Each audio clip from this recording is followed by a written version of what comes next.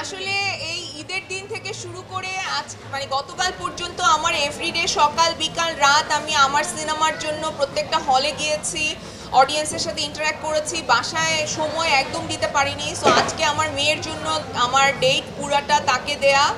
So আজকে আমরা সকালবেলা মানে দুপুরের দিকে বের হয়েছি, লাঞ্চ করেছি বাইরে, একটু শপিংয়ে মানে শপিং ছিল সেটা করেছি, তারপরে আমরা সিনেমা দেখতে আসলাম। প্রথমে উৎসব দেখলাম, উৎসব দেখে আমি আর আমার মেয়ে দুইজনই ভীষণভাবে মুগ্ধ হয়েছি। মানে জাহিদ ভাইয়ের কথা কি বলবো, তানিমের কথা কি বলবো, এক্সিলেন্ট, মানে এত সুন্দর ফিল্ম। আমি অনেক দিন পর একটা সিনেমা দেখে এত আনন্দ পেলাম, এত ভালো লাগলো, লাস্ট পর্যন্ত গিয়ে এত ভালো লাগলো, খুব খুব ভালো লেগেছে।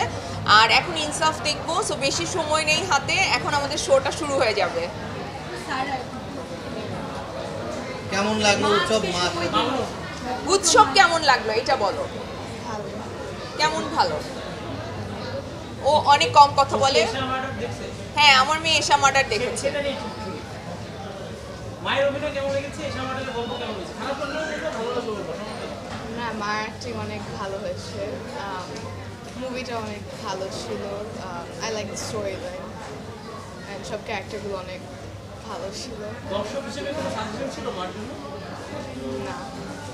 আচ্ছা, আজকে সারাদিন মায়ের সঙ্গে কাটানো হয়েছে, শপিং করা হয়েছে, এখন সিনেমা দেখা হচ্ছে, কেমন লাগছে মায়ের সঙ্গে এই সময়টা? ভালো ভালো সময় কাটছে অনেকদিন পর।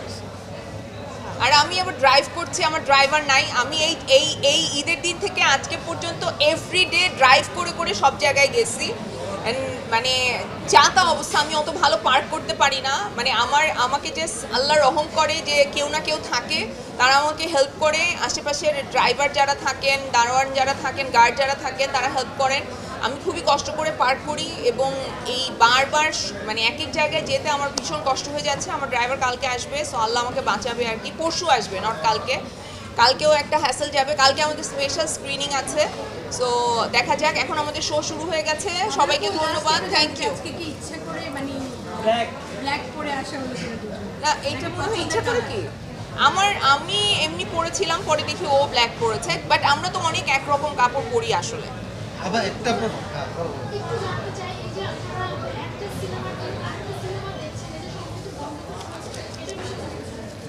এটা তো আসলে থাকারই কথা ছিল। আমি জানি না যে এটা না থাকে নাকি, কারণ আমার তো আগে সিনেমা রিলিজ হয় না ঈদে, সো আমার কোনো আইডিয়া নাই। সো এইবার ঈদে আমি তো দেখছি যে সবাই সবার প্রতি খুবই আন্তরিক। আমার সিনেমা যদিও এখনও অনেকেই দেখে নাই, বাট আমি আশা করব দেখবে।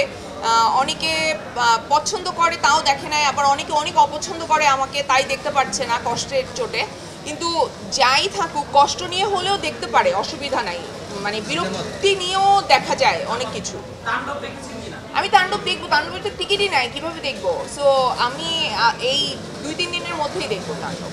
আবার একটা প্রশ্ন করি, জাস্ট ছোট্ট প্রশ্ন, মানে যেহেতু আপনি যে বলছিলেন যে স্ট্রাগলটা যাচ্ছে সিনেমা বা সব কিছু মিলিয়ে নিজেকে গাড়ি চালানো সব কিছু, আপনার কাছে যদি স্পেসিফিকলি জানতে চাই, যেহেতু মেয়েকে সাথে নিয়ে একবারে আসা, সিনেমা দেখতে আসা, এই সময়টাকে তো এনজয় করছে, আর নিজেকে মেনটেন করার জন্য কি করেন আসলে এই সময়টাতে, কীভাবে? রেগুলার ওয়ার্কআউট করছি, আর নিজেকে শান্ত রাখার জন্য কিছুটা সময় মেডিটেশন করছি, আর হচ্ছে আল্লাহর কাছে 100বার শুকরিয়া করছি, কারণ অডিয়েন্স আসছে, এসে সিনেমাটা দেখছে, আমার এশা মার্ডার কর্মফল, এবং ভালো কথা বলছে। আল্লাহ বাঁচিয়েছে, না হলে যে কী হতো আল্লাহ জানে। আর এই তো। আপনার কাছে যদি জানতে চাই, সৌন্দর্যের সংজ্ঞা কি আপনার কাছে? যার মনটা সুন্দর, আমার কাছে মনে হয় পৃথিবীর সবাই সুন্দর। যার মনটা সুন্দর তাকে দেখতে বাইরে থেকে বেশি ভালো লাগে আমার মনে হয়। বা যারা ভেতরে হিংসা নিয়ে ঘুরে, তারা যতই রূপবতী হোক না কেন, তাদেরকে আলটিমেটলি ভয়ঙ্কর কুৎসিত লাগে। Thank you.